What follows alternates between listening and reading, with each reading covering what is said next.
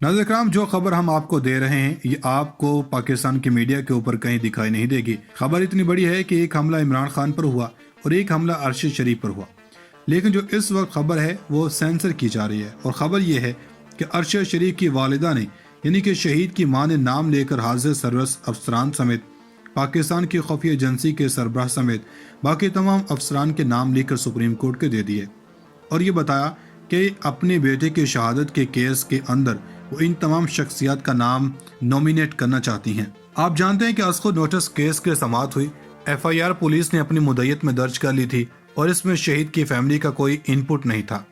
आज एक बंद लफाफा इनकी वालिदा ने चीफ जस्टिस के हवाले किया और इसके बाद चीफ जस्टिस की हालत क्या हुई, कौन कौन से नाम हैं, इस हवाले से बशीर चौधरी सहाफ़ी का ट्वीट जानकर आपको अंदाज़ा हो जाएगा।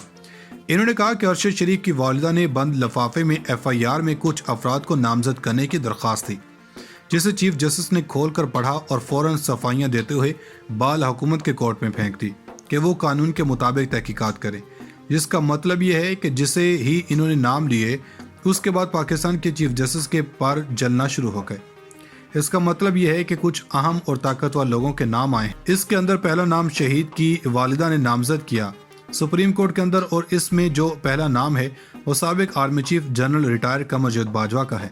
दूसरा नाम पाकिस्तान की खुफिया एजेंसी ISI के सरबराह लेफ्टिनेंट जनरल नदीम अंजुम का है और इसमें तीसरा नाम जो DG ISI के अंदर मेजर जनरल फैसल नसीर का लिया है। इसके बाद ISPR के अंदर तैनात थे या हैं ब्रिगेडियर शफीक का नाम नॉमिनेट किया।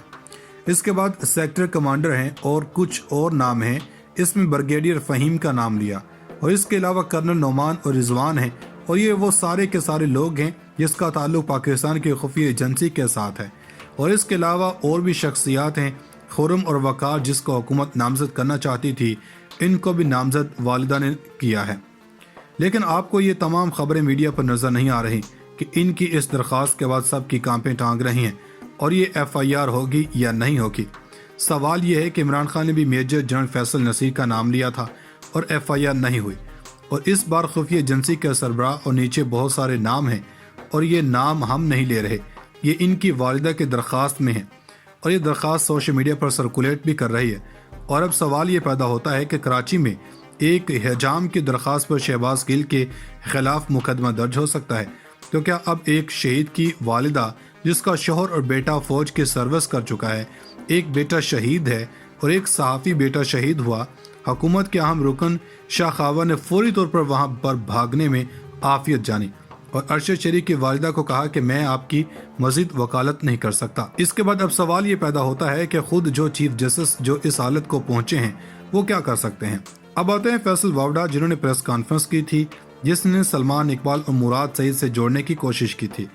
अब सवाल ये पैदा होता है कि शहीद की वालिदा ने उनके नाम नहीं लिए, कोई अरशद शरीफ का सगा इसकी माँ से ज़्यादा नहीं हो सकता।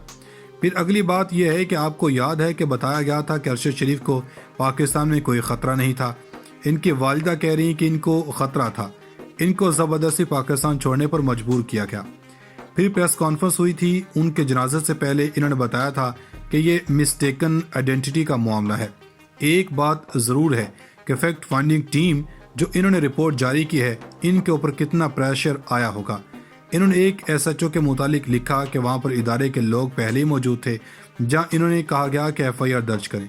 फैक्ट फाइंडिंग टीम के लोग हैं जिन्होंने इतनी बहादुरी करके रिपोर्ट मुरतब की है, इनकी बहादुरी के दाद देना ज़रूरी है। अब फैसल वावड़ा किसके कहने पर प्रेस कॉन्फ्रेंस करता रहा, ये भी पूछना ज़रूरी है। अब इस सारे मामले पर हुकूमत ने एक GIT बनाई, लेकिन सुप्रीम कोर्ट ने इसको नहीं माना। अब सुप्रीम कोर्ट ने यह कहा कि GIT में वो नाम शामिल नहीं होने चाहिए जिनके नाम आ रहे हैं, उनके मातहत नहीं होनी चाहिए। और फिर इसके बाद आज जजेस ने कहा कि बहुत ज़्यादा नाम आ रहे हैं, बहुत तशवीशनाक मामला है, अब यहाँ पर आकर सब के पर चलेंगे। ये बहुत बड़ी डेवलपमेंट है। अरशद शरीफ के बहुत सारे सवाल पहले दिन से हम कह रहे हैं कि ये प्लांटेड मर्डर है। कुछ सियासी मामलात की पेशरफ भी बता देंगे।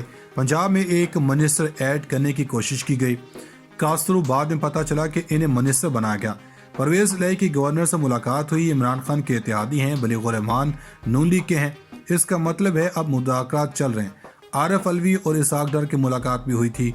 नून लीग बतौर हुकूमत तहरीक इंसाफ के साथ मुज़ाकरात करना चाहती है, लेकिन मौलाना अपने तहफ़्फ़ुज़ात रखते हैं क्योंकि इलेक्शन होगा, वो हारेंगे, وہ اپنی وزارتوں سے ہاتھ دھوئیں گے، تو اس لیے اب حالات بدلنا شروع ہو گئے ہیں۔ ہواؤں کا رخ بھی بدل رہا ہے۔ آئندہ چند روز میں بہت ساری نئی سیاسی صورتحال دیکھنے کو ملے گی۔